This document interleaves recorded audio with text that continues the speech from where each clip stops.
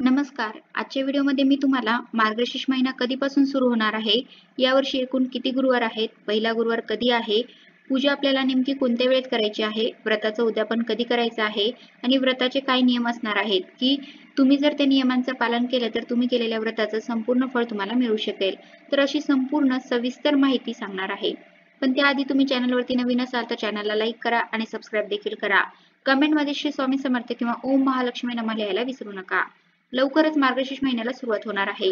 आपल्या हिंदू धर्मात मार्गशीर्ष हा एक अत्यंत पवित्र महिना आहे. अनेक भाविक भक्त या मार्गशीर्ष महिन्यामध्ये श्री महालक्ष्मीचे व्रत करतात. हे महालक्ष्मीचे व्रत घरात सुख समृद्धी, शांती, ऐश्वर्य मिळावे म्हणून, तसेच श्री महालक्ष्मीची कृपा आपल्यावर नेहमी असावी, लक्ष्मीचा वास आपल्या घरात कायम असावा यासाठी हे व्रत केलं जातं. तर आता काही दिवसातच मार्गशीर्ष महिना सुरू होतोय. श्रावण महिन्याप्रमाणेच मार्गशीर्ष महिना सुद्धा अत्यंत पवित्र समजला जातो. कारण या महिन्यात साक्षात श्री महालक्ष्मी आपल्या घरामध्ये विराजमान होत असते आणि ही लक्ष्मी आपल्या घरामध्ये कायम टिकून राहावी, पैसा, शांती, सुख, समाधान घरात नांदावे म्हणून अनेक जण हे मार्गशीर्ष गुरुवारचं व्रत अत्यंत मनोभावे करतात. मार्गशीर्ष महिन्यात दर गुरुवारी हे व्रत केलं जातं. तर यंदा मार्गशीर्ष महिन्याची सुरुवात ही सोमवार दिनांक 2 डिसेंबर 2024 रोजी होणार आहे आणि या महिन्याची सांगता सोमवार दिनांक 30 डिसेंबर 2024 रोजी होणार आहे. तर या मार्गशीर्ष महिन्यामध्ये एखाद्या वर्षी 4 गुरुवार असतात तर एखाद्या वर्षी 5 गुरुवार असतात. पण यावर्षी मात्र मार्गशीर्ष महिन्यामध्ये एकूण 4 गुरुवार असणार आहेत. तर या महिन्यातला पहिला गुरुवार 5 डिसेंबरला असणार आहे, दुसरा 12 डिसेंबरला, तिसरा 19 डिसेंबरला आणि चौथा 26 डिसेंबरला असणार आहे. आणि यावर्षी शेवटच्या गुरुवारी म्हणजे चौथ्या गुरुवारी एकादशी आलेली आहे. मार्गशीर्ष महिन्यातील पहिल्या गुरुवारी या व्रताचा प्रारंभ करून शेवटच्या गुरुवारी त्याचे उद्यापन करतात. तर यावर्षी आपल्याला चौथ्या गुरुवारी या व्रताचे उद्यापन करायचे आहे. पण काही जणांना काही कारणामुळे मार्गशीर्ष महिन्यात हे व्रत करायला जमले नाही, तर तुम्ही कोणत्याही महिन्यातील पहिल्या गुरुवारी हे व्रत करू शकता आणि शेवटच्या गुरुवारी त्याची सांगता करावी. काही जण तर वर्षभर या व्रताचे पालन करतात, तर तुम्ही वर्षभर सुद्धा हे व्रत करू शकता. तर हे मार्गशीर्ष महिन्यातील महालक्ष्मीचं व्रत कोणीही करू शकतं. कन्या, स्त्री, पुरुष सर्वजण हे व्रत करू शकतात. तर या दिवशी दिवसभर उपवास करून हे व्रत केलं जातं आणि सायंकाळी उपवास सोडला जातो. लक्ष्मीची मनोभावे पूजा करून आधी नैवेद्य अर्पण केला जातो. पूजा झाल्यावर महालक्ष्मी व्रत कथा आवर्जून वाचली जाते.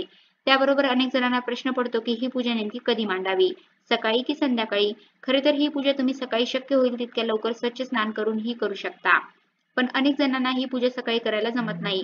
काही जणांना भरपूर कामे असतात किंवा काही कारणास्तव तुम्हाला जर जमत नसेल तर शक्यतो दुपारी 12 वाजायच्या आत तुम्ही करू शकता किंवा त्याही वेळेस जमत नसेल तर मग सायंकाळी 5 ते 7 या वेळामध्ये कधीही केली तरी चालू शकते. ती ही अत्यंत चांगली वेळ आहे. लक्ष्मी येण्याची वेळ आहे. तिन्ही सांजेला पण ही पूजा अवश्य करू शकतो. पण भर उन्हाचं दुपारी 1-2 वाजता आपण ही पूजा शक्यतो न करता सकाळी किंवा सायंकाळी केली तर अतिउत्तम. आणि हो, तुम्हाला जर या दोन्ही वेळेमध्ये जमणारच नसेल तर मग दिवसभरामध्ये तुम्ही तुमच्या सवडीनुसार ही पूजा मांडू शकता. पण कसं असतं, दिवसभरातील एखादी वेळ सुद्धा खूप शुभ असते. जसे की सकाळची वेळ शुद्ध, सात्विक आणि प्रसन्न असते. त्यामुळे जमलं तर सकाळी करावी किंवा सायंकाळची वेळ सुद्धा लक्ष्मी येण्याची वेळ असते. प्रसन्न वातावरण असतं तेव्हा सुद्धा तुम्ही ही पूजा मांडू शकता.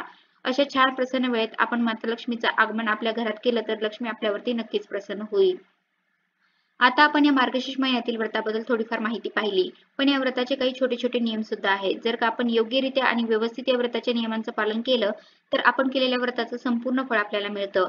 त्यामुळे या नियमांचं पालन अवश्य करा. जर तुम्ही हे मार्गशीर्ष महिन्यातील गुरुवारचं व्रत करणार असाल तर प्रत्येक गुरुवारी आपल्याला सकाळी लवकर उठायचं आहे, स्वच्छ स्नान करायचं आहे, शुद्ध अंतकरणाने आणि अगदी मनोभावे श्रद्धा ठेवून आपल्याला ही पूजा करायची आहे. या दिवशी दिवसभर उपवास करायचा आहे आणि सायंकाळी देवीला नैवेद्य दाखवून रात्री आपण भोजन करून हा उपवास सोडायचा आहे. आणि एखाद्या गुरुवारी जर तुम्हाला काही अडचण आली तर ती कोणत्याही प्रकारची असो, जर तुम्हाला गुरुवारची पूजा करता आली नाही तर अशा वेळी आपण फक्त उपवास करायचा आहे. जमलं तर तुम्ही घरातील कोणाही एका व्यक्तीकडून पूजा करून घेऊ शकता किंवा मग नसेल तर फक्त उपवास करावा. कहाणी स्वतः वाचावी किंवा ऐकावी. कहाणी वाचताना आपल्या घरातील सर्व सदस्यांनी एकत्र बसून ती कहाणी ऐकावी किंवा तुम्ही शेजाऱ्यांना सुद्धा निमंत्रण देऊ शकता. आणि सायंकाळी गायीची पूजा करून गायीलाही नैवेद्य द्यावा. उद्यापनाच्या दिवशी म्हणजे शेवटच्या गुरुवारी प्रत्येक गुरुवाराप्रमाणेच पूजा करायची आहे, कहाणी वाचवायची आहे, आरती करायची आहे. 7 सुवासिनींना किंवा 7 कुमारिकांना बोलावून हळदी कुंकू, एक एक फळ, व्रताच्या कथेची एक प्रत द्यावी आणि जर शक्य झाले तर ब्राह्मणाला शिदा, वस्त्र आणि दक्षिणा देऊन नमस्कार करावा आणि त्यानंतर सर्वांनी भोजन करावे. त्या दिवशीच गुरुवारी संध्याकाळी पूजा आरती करावी, सर्वांना प्रसाद द्यावा. जर मार्गशीर्ष महिन्यात जमले नाही तर कोणत्याही महिन्याच्या पहिल्या गुरुवारी या लक्ष्मी व्रतास सुरुवात करावी. हे व्रत वर्षभर पाळावे. अडचण निर्माण झाल्यास दुसऱ्या महिन्याच्या पहिल्या गुरुवारपासून हे व्रत सुरू करावे. असे अखंडपणे वर्षभर व्रत पाळावे आणि शेवटी त्याचे उद्यापन करावे. यामुळे नक्कीच यश लाभत असते. या दिवशी आपल्या घरातील वातावरण आनंदी, मंगलमय आणि प्रसन्न ठेवावे. कोणालाही अपशब्द बोलू नये. घरात वादविवाद करू नयेत आणि जसं आपण श्रावण महिना पाळतो तर अगदी त्याचप्रमाणे आपल्याला या दिवसांमध्ये घरामध्ये मांसाहार बनवणे पूर्णपणे टाळायचं आहे. तर अशा प्रकारे तुम्ही सुद्धा या व्रतादरम्यान योग्य त्या नियमांचं पालन केलं तर तुम्ही केलेल्या व्रताचं नक्कीच फळ तुम्हाला मिळेल. तर अशा प्रकारे आजच्या व्हिडिओमध्ये मी तुम्हाला मार्गशीर्ष महिन्यातील गुरुवारच्या व्रताबद्दल बरीच माहिती सांगण्याचा प्रयत्न केला आहे. कसा वाटला तुम्हाला माझा आजचा व्हिडिओ कमेंट करून नक्की सांगा. धन्यवाद.